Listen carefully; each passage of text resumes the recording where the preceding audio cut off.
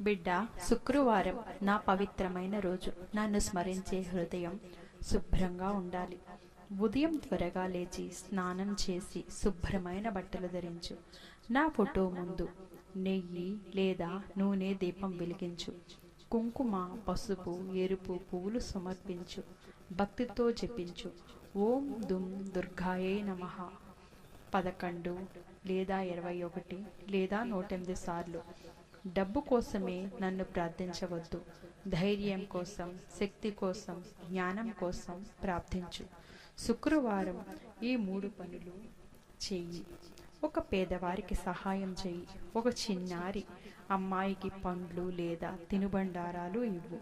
కోపం, చెడు మాటలకి దూరంగా ఉండు.